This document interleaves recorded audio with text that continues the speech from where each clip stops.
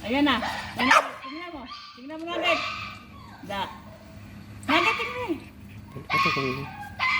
Bakit? Ikatitingin. Tingnan mo, Kran.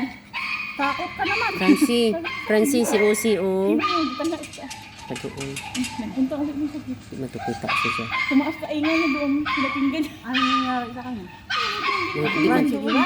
Kasi tumunta siya. nakakita ka ba, Francie? Katungkol yung hakanindot ko, audio. O, di ba, Kran?